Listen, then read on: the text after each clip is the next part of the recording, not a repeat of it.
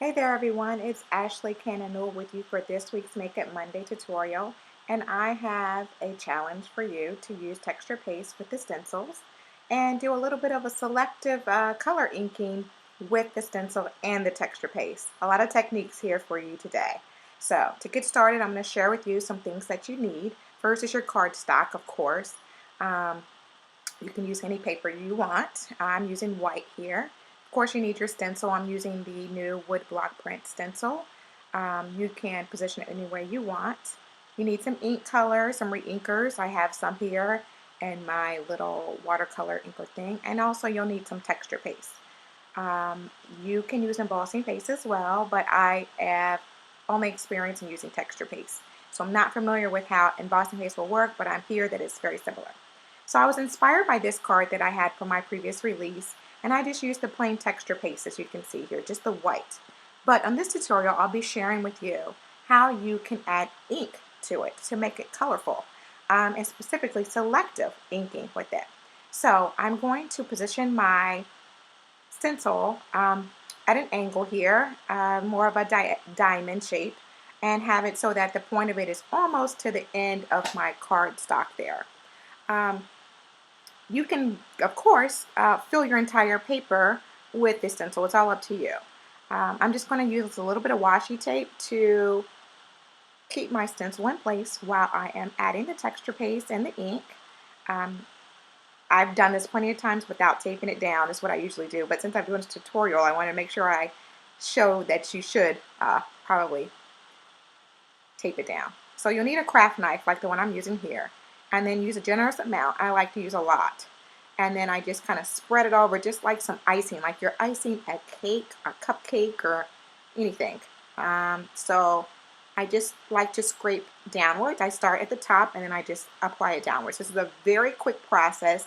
This doesn't take long at all. Just fill in all those little tiny crevices of the stencil. And then scrape away the excess. Scrape away. Now if you see any spots that need to be reapplied, just add a little bit more and scrape away again. Again, this is a very quick process to do. Just put your excess back into your container and then put it away. So the next thing I want to do is just go ahead and start adding my color. I have my paintbrush here. I like to use a tiny paintbrush for the more detailed stencils, of course. I'm using a little bit of aqua mist reinker here and some water. The reason why I'm using water is because I'm trying to mute the tone of the reinker a little bit. However, if you want a more of a truer blue or pink or whatever color you're using for your reinker, by all means, you don't have to use the water. It's completely up to you.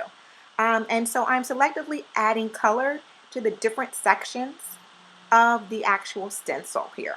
So you can play with it however you like. So this little part here, there's little lines that go around the circle part. I'm adding it there. You can choose to do a color, alternate the colors, or do a rainbow of colors around there.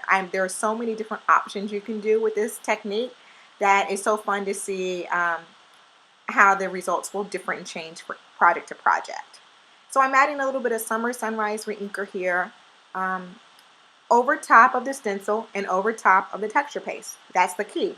You don't want it to dry yet because that moist medium of the texture paste with the moisture of the reinker dye allows the stencil to capture that particular stenciled image without it bleeding. So I've tried this technique before by basically waiting for the texture paste to dry and then trying to mask again and use a stencil again, and it doesn't work as well because it bleeds. So the best way to do this is while the texture paste is wet, while you still have the stencil in place and right on top. It's kind of like you're painting with it. The reason why I'm doing it this way as opposed to just getting some texture paste out in my palette and then dropping some ink in there is because you waste a lot of texture paste and ink that way, I think. This way is very selective too, so I don't have to do a whole bunch of different mixes of texture paste in different colors and have a whole bunch of different palettes around. And then also, I think as opposed to doing it that way, this is more selective. I can use this, a tiny, tiny paintbrush like I am here, to apply the ink in all the different elements of this particular stencil. Again, this works with all the stencils that Paper Train currently has. So it's very selective inking, so to speak. Very much, it's like ink blending, but it's with the texture. And it's kind of like painting all in one. It's really, really fun to do. Like really, really, like I really enjoy this process. And I hope you will too. So just apply the ink all over. You could use one color if you really wanted to, or you can of course do like how I'm doing and applying colors just freely however you want. There's just so many different ways you can apply the color. And you'll see once I'm done how it really has an effective look. Not only does it have texture, but it has selective color with the texture. And that's very hard to achieve with texture, adding color to it as well. All right, so I'm going ahead and removing my washi tape so I can remove my stencil. This is the part where you get very, very nervous, right? Like, oh my gosh, I hope it works. Peel away the stencil away from you. This is what I like to do. And then pick it up there, and I'm going to clean my mat there in a second and my stencil off too while this dries. Okay, so I have a little bit here. I think it was something there, a little bit of an extra part, but it's all dry now. It takes about 10, 15, 20 minutes to dry, not long at all. I'm using layer banner banter stamps and dies to finish my card. I already have a die cut and stamped for the sake of video time, and so I'm just going to add some adhesive here and adhere it to the die cut.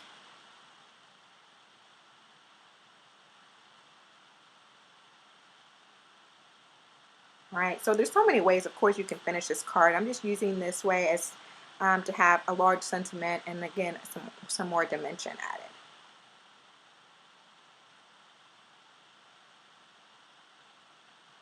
So I stamped the sentiment on black cardstock, true black cardstock, and heat embossed it with white embossing powder. And then I just used a little bit of fresh snow ink to make it have the chalkboard effect. So I'm adding a bit of foam adhesive to the back here, adding a pretty decent and generous amount because I want it to be able to stick to all that texture there. So I know I'm covering up what I already did, all my beautiful textured part, but it still is showing. So I'm using forget-me-not dies here, the flower dies. And since I'm going with the whole texture thing, I decided to use felt. So I already have my flowers die cut here. I'm just going to add them to the corners of the banner die cut to embellish my banner. And that pretty much it will be the end of my card. This is a very fun process. Again, it adds color, dimension, and texture to your projects very easily and simply. And to be honest, it really doesn't take an awful lot of time. It's just an extra step from ink blending. So while you are waiting for your texture paste to dry, you could be die cutting like I did for this particular video, and your project will be done in no time flat. So I'm adding some pearls to the flower centers here just to embellish them a bit more. And the results are really pretty. After you just add the pearls to the flower centers, you could even add some leaves there too if you want, but I just try to keep it simple so I won't overpower or overshadow my selective inked texture paste background. So it's very pretty design here. I don't know if you can see that there. I'm just going to zoom in. You guys can see that.